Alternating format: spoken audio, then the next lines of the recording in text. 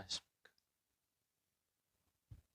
우리 지난 시간에 우리는 인간이 어떤 존재인가에 대해서 말씀을 나누었습니다.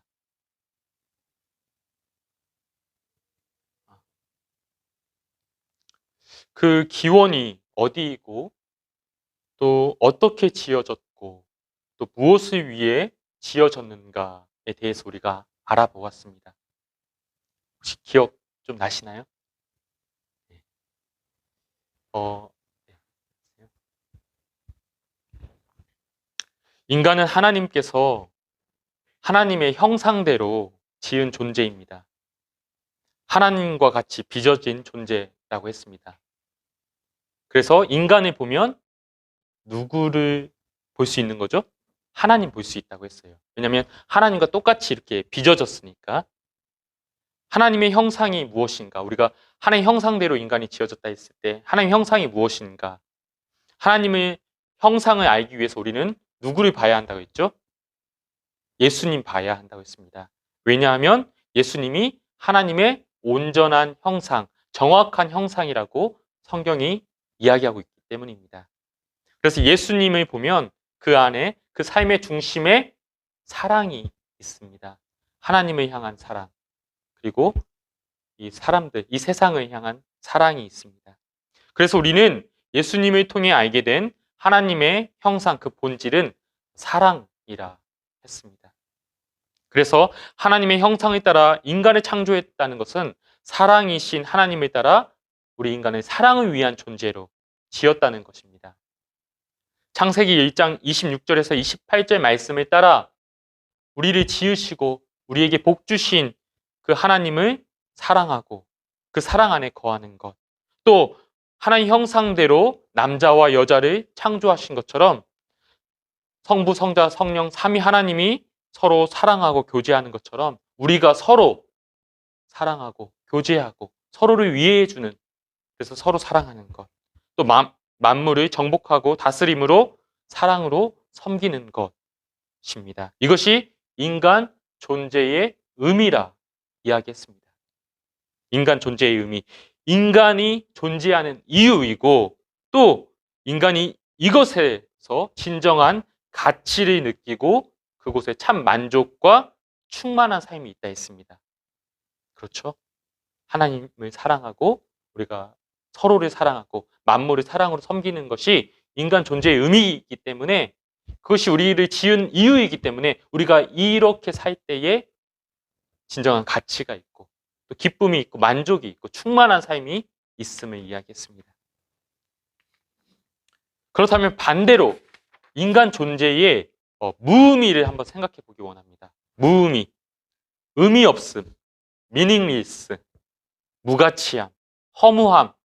즉 우리가 우리의 존재의 의미를 모를 때, 기원을 모르고 존재 이유를 모르고 우리 삶의 목표를 모를 때, 그렇게 하나님과 사람과 만물을 사랑으로 관계하지 않을 때 우리 인간은 아무리 발버둥 쳐도 의미가 없음을 느끼는 것입니다. 의미 없음. 아무리 장수하고 아무리 많이 가져도 모든 것을 경험하고 다 해본다 할지라도 헛되고 헛되며 헛되고 헛되니 모든 것이 헛되도다 라는 무의미가 있을 뿐입니다. 그래서 전도자는 말합니다. 하나님 경외하고 친구와 즐거운 음식을 먹으며 자기 일을 기쁘게 여기는 것보다 더 나은 것이 없도다. 인간이 어디로부터 왔으며 무엇을 향해 가야 하는지, 무엇을 위해 존재하는지, 내가 어떤 존재인지 이것만 알아도 이 세상 어떤 위대한 철학자보다 더 낫다고 할 수 있습니다. 이 세상과 인생을 바르게 본 것이죠. 그의 인생이 성공적인 출발선 상에 있는 것입니다. 단단한 기초 위에 그의 인생을 쌓을 것입니다. 우리 자녀들이 이것을 마음에 새겨서 그 존재의 의미를 풍성하게 꽃피우기 원합니다. 이것이 특별한 인간에 대한 하나님의 디자인입니다. 이 특별한 인간, 제가 여기서 특별하다 하는 것은 하나님과 같이 인격적인 존재로서 인간을 말합니다. 이 특별한 존재, 이 특별한 지위에서 순종을 통해, 태초의 인간은 순종을 통해 자신의 존재 목적인 그 사랑에 부응하여 영원한 생명으로 나아갈 수 있었고, 또는 그렇지 않고 순종하지 아니함으로 하나님을 떠난 인간, 즉 죽음 아래, 저주 아래 떨어질 수도 있었던 것입니다. 즉 그에게는 하나님을 닮은 특별한 인격이 있었기에 그의 자유의지를 가지고 생각하고 결정하고 그의 자유의지를 가지고 그가 선택할 수 있었던 것이죠. 태초의 인간은 보시기에 심히 좋은 그런 인간이었지만 그런 죄가 없는 인간, 심히 좋은 죄가 없는 인간이었지만 죄 지을 가능성이 없는 인간은 아니었습니다. 무슨 말인지 알겠죠? 심히 좋았어요. 태초의 인간은 심히 좋은 죄가 없는 인간이었지만 죄 지을 가능성이 전혀 없는 인간은 아니었다는 것입니다. 그래서 초대 신학자, 초대 교부 어거스틴은 인간을 이렇게 구분했습니다. 이게 이제 라틴어인데요. 포세 논 삐까레라고 있고 논 포세 삐까레라고 있습니다, 여러분. 이것을 해석하자면 이렇습니다. 이게 이제 죄를 짓다 하거든요.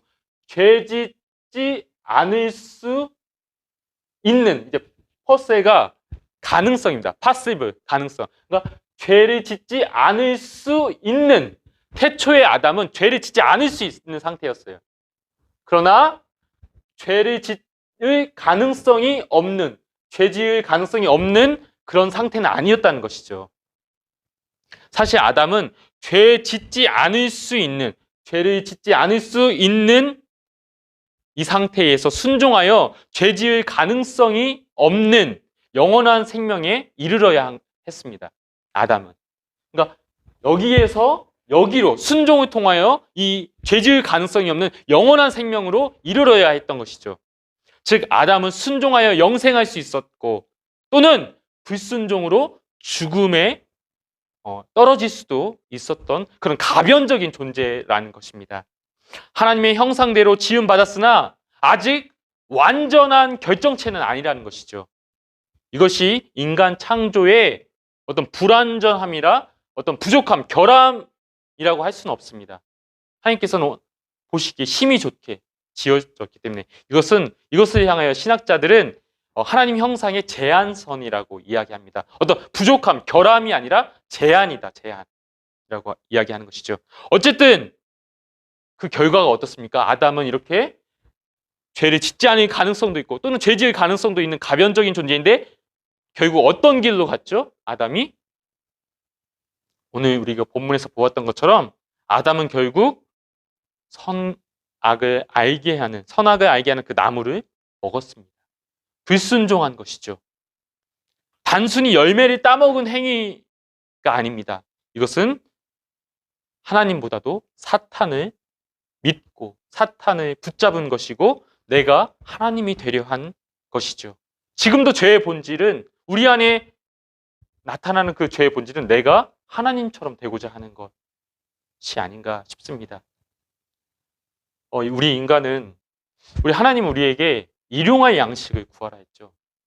근데 우리 인간은 평생 먹을 양식을 이렇게 쌓아놓고 하나님 의지하지 않고 내가 하나님처럼 자유로운 존재로, 독립적인 존재로 그렇게 살고자 하는 욕망이 다 있지 않습니까? 이것처럼 죄의 본질은 늘 내가 하나님처럼 나 이제 하나님 맨날 하나님 일용할 양식 주세요.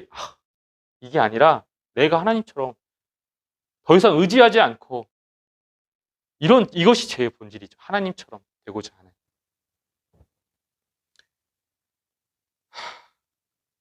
그 결과 이 특별한 인간은 어떻게 되었습니까, 여러분?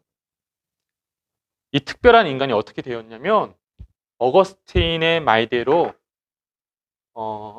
죄를 짓지 않을 가능성이 없는, 알겠어요? 죄를 짓지 않을 가능성이 없는, 그러니까 즉 죄를 지을 수밖에 없는, 죄 짓지 않을 수 없는 그의 행한 모든 것이 다 죄가 되는 그런 존재가 된 것입니다. 하나님을 떠난 인간이 생명에서 떠난 것처럼, 생명에서 잘려나간 것처럼 전적으로 이제 어떻게 되는 거예요? 부패하고 썩어가는 거예요. 잘려진 것은, 생명에서부터 잘려진 것은 이제 죽는 것이고 썩기 시작하는 것이고 부패하기 시작하는 것이죠. 그래서 그의 존재 자체가, 그의 모든 행위가 악취가 나고 죄를 짓지 않을 수 없는 그런 전적 부패의 상태에 이른 것입니다. 더 이상 하나님의 사랑을 담아내고 그 사랑을 흘려보내는 그런 인간이 아니라, 그래서 이제 하나님을 드러내야 하는 그런 인간이 아니라 온갖 죄악으로 이제는 그 사람을 보면, 온갖 잔혹함으로 그 죄악으로 사람을 보면 누가 보여요? 하나님이 아니라 악마가 보이는, 악마적인 모습이 보이는 것이죠. 사람에게서. 하나님의 형상 인간, 사랑을 위해 지어진 하나님의 형상 인간은 일그러진 하나님의 형상이 되어버렸습니다. deformed, 일그러졌다, 이런 뜻이죠. 제가 이제 종이컵을 하나 준비하려고 했는데 준비 못했어요. 종이컵이 원형대로라면 하나님의 사랑을 받아서 그것을 흘려 넘치는 수 있는데, 그것이 완전히 일그러져 구부려졌어요. 더 이상 하나님의 사랑을 담지 못하고 다른 사람에게 흘려보낼 수가 없는 일그러진 존재가 된 것입니다. 그런데 여기서 주목할 것이 있어요. 하나님의 형상이 사라졌다고 하지 않았습니다. 사라졌다고 하지 않았어요. 일그러졌다고 했습니다. 하나님의 형상이. 즉, 죄를 지은 인간이 그 즉시 마귀 새끼로 변한 게 아니에요. 그는 여전히 하나님 형상으로서 구조적인 차원에서 인간의 특별함을 가지고 있습니다. 죄 지었다고 해서 그가 말을 못하는 게 아니잖아요. 여전히 말을 합니다. 여전히 생각을 해요. 여전히 감정을 느끼고, 여전히 선택하고 결정할 수 있고, 여전히 무언가를 만들고 행할 능력이 있고, 여전히 종교심을 가지고 있습니다. 그러나 그가 잃은 것은, 그가 가진 이러한 이 특별한 구조와 재능으로 어떻게 기능해야 되는지, 어떻게 그것을 발휘해야 하는지를 잃은 것이죠. 즉, 하나님을 사랑하고 이웃을 섬기고 사랑하고 세상을 섬기는 그런 기능적인 차원에서의 하나님 형상, 인간 존재의 목적과 방향을 잃은 것입니다. 알겠습니까, 여러분? 구조적인 차원에서의 하나님 형상은 그대로 있지만 기능적인 차원에서 그것을 어떻게 기능해야 되는지, 어떻게 발휘하고 실현해야 되는지, 그것을 잃은 것입니다. 좀 더 쉽게 설명을 제가 해보면, 여기 독수리가 한 마리 있어요, 여러분. 이 독수리는 하늘을 비행하죠. 멋지게 비행하면서 쏜살같이 날아오릅니다. 이것은 독수리가 가진 기능이에요, 기능. 그러나 만약 독수리에게 이 화려한, 이 멋진 날개가 없었더라면 아마 날 수 없었을 것입니다. 그렇죠? 바로 이 날개는 독수리가 가진 구조적인 특징입니다. 이와 같이 사람도 하나님의 형상대로 하나님을 사랑하고 이웃을 사랑하고 자연 만물을 다스리도록 지음받았습니다. 이것이 하나님 형상의 기능적인 측면이에요. 그리고 이런 일을 수행할 수 있도록 인간은 하나님으로부터 특별한 구조적인 기관을 부여받은 것이죠. 생각하고, 말하고, 감정을 표현하고, 무언가를 만들고, 결정하고, 인격적인 존재예요. 특별한 재능과 능력을 받은 것입니다. 이것이 하나님 형상의 구조적인 차원입니다. 날개로 올라가는 것처럼 인간의 이러한 인격적인 특성, 재질과 능력, 이 기관으로, 이 구조로 인간은 하나님 높이고 사람 사랑하도록 지어진 것입니다. 그러나 타락으로 인해 이러한 구조는 그대로 있으나, 아주 똑같이 그대로 있지는 않지만, 변질되긴 했으나 그러나 여전히 존재하지만 하나님의 형상의 기능적인 측면은 상실한 거예요. 사랑을 상실한 것이죠. 의와 진리와 거룩함을 상실한 것입니다. 모습은 그대로이나 인간됨의 도리를 상실한 것이고 인간의 나아갈 방향을 상실한 것입니다. 여전히 너무나도 뛰어난 존재인데 그 존재의 의미를 잃은 것이에요. 일그러진 하나님의 형상으로서의 인간은 이제 사랑을 위해 하나님께서 부여하신 그 고귀한 재능과 능력들을 오히려 하나님을 대적하는데, 인간을 억압하고 만물을 착취하는데 사용하고 있습니다. 인간이 자기를 지으신 분을 대적하는데 그분이 주신 능력과 재능을 사용하고 있는 것이죠. 자신을 찬양하라고 아름다운 목소리를 주었고 아름다운 연주의 손놀림과 악기를 만드는 창조의 기술을 주셨는데 그 목소리로 하나님 저주하고 부인하며 그 손과 능력으로 우상을 만들고 그 앞에 엎드려 절하며 그렇게 있는 것이죠. 이것이 인간 죄악의 심각성이고 비참입니다. 이제 인간은 최고의 학문과 그의 지성으로 무신론, 진화론을 증명하는데 그의 전 인생을 바치고 인간 존재의 무의미성의 길을 다 잃고 쾌락 또는 허무주의로 그의 인생을 탕진하고 있습니다. 로마서 1장 21절 23절 말씀 보면 하나님을 알되 하나님을 영화롭게도 아니하며 감사하지도 아니하고 오히려 그 생각이 허망하여지며 미련한 마음이 어두워졌나니 스스로 지혜 있다 하나 어리석게 되어 썩어지지 아니하는 하나님의 영광을 썩어질 사람과 새와 짐승과 기어다니는 동물 모양의 우상으로 바꾸었다 이야기합니다. 그의 모든 마음과 뜻과 힘 다하여서 돈을 사랑하고 자기를 사랑하고 쾌락 사랑하기를 하나님보다 더 사랑하는, 그렇게 하나님 주신 마음과 뜻과 힘 다하여 하나님을 대적하는 인간으로 서 있는 것입니다. 타락한 인간은 그의 역량을, 그 뛰어난 역량을 다른 사람을 세우고 섬기고 풍요롭게 하기보다 자기 유익을 위해 다른 사람을 조작하고 부리는 데 사용합니다. 타인을 향한 인간의 기본 정서가 어떻습니까? 저 사람이 나에게 이익이 되나, 유익이 되나, 나에게 유익이 아닌 손해를 끼치는 존재면 귀찮은 존재, 피하고 싶은 존재가 되는 것이죠. 자신의 기대와 만족에 부응하지 못하면 그 상대를 무가치하게 여깁니다. 그에 대한 무시와 분노로 자신을 위로하죠. 하나님이 주신 그 놀라운 재능들은 섬기는 도구가 아니라 자신의 우월함을 또 열등한 타인에 대한 속박을 합리화시키는 도구가 됩니다. 그래서 역사 가운데서 그렇게 우월한 민족이라 자신을 여기며 열등한 민족을 다 말살시키는 그런 일들이 얼마나 역사 가운데서 자행되지 않았습니까? 그렇게 자기 이익을 위해, 자기 음란한 정욕을 위해 인간을 수단으로 삼고 인간을 죽이는 것입니다. 현대사회에 만연한 일그러진 하나님 형상의 모습 중 하나는 또 무관심과 소외입니다. 여러분, 더 이상 인간은 서로를 관계하려고 하지 않습니다.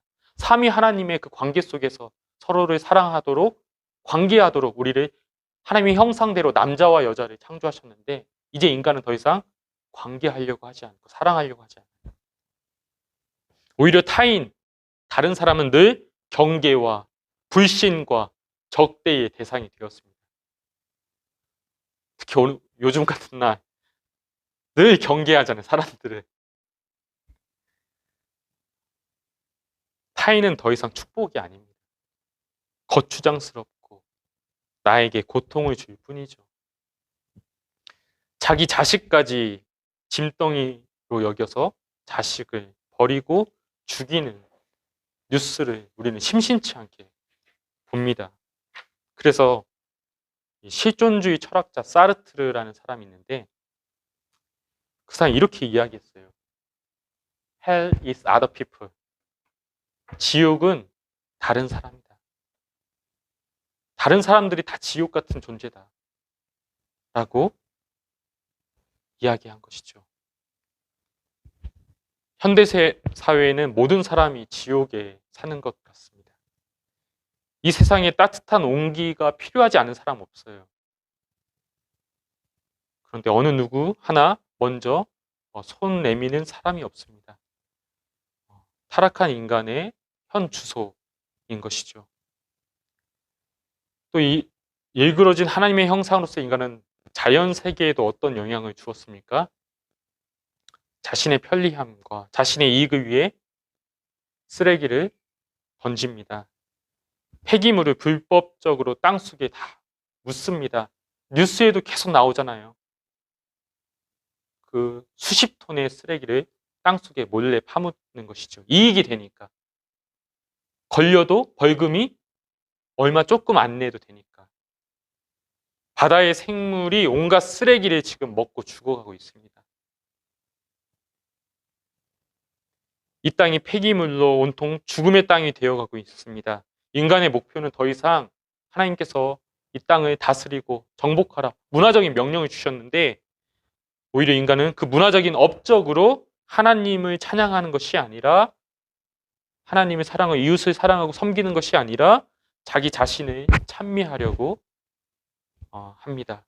즉 오늘날의 바벨탑이 계속해서 쌓여가고 있죠. 내 이름을 내기 위해서 무언가를 계속해서 바벨탑을 쌓는 것이죠. 타락한 인간, 일그러진 형상으로서의 인간은 그 방향을 잃었습니다. 하나님이 부여하신 그 탁월한 능력으로 탁월하게 하나님과 세상을 적대합니다. 그래서 최상의 것이 부패하면 최악의 상태가 되는 것이에요.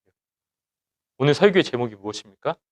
최상의 것에서 최악의 것으로. 이것이 타락한 인간, 일그러진 형상으로서의 인간의 현 주소가 된 것이죠. 부패한 인간을 바라보는 하나님의 마음을 생각해 본 적이 있습니까, 여러분? 부패한 인간을, 그렇게 일그러진 인간을 바라보는 하나님의 마음.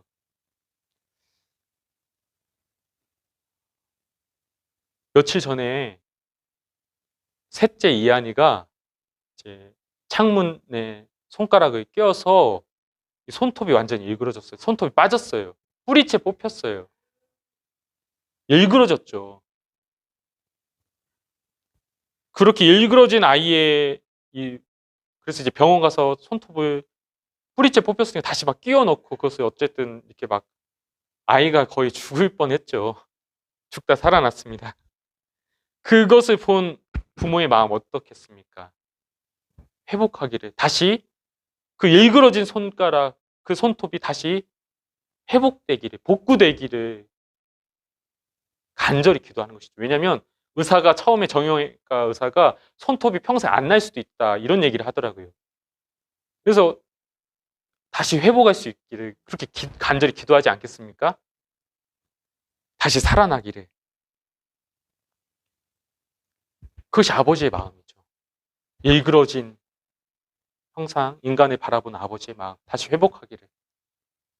그러나 이렇게 잘려진 것, 죽은 것, 부패하고 썩어진 것, 생명으로부터 떠난 것은 스스로 회복할 수 없어요. 스스로 회복할 수 없습니다. 회복은 생명에서 출발하는 것이죠. 생명에 붙어야 살아날 수 있는 것이죠. 그렇죠.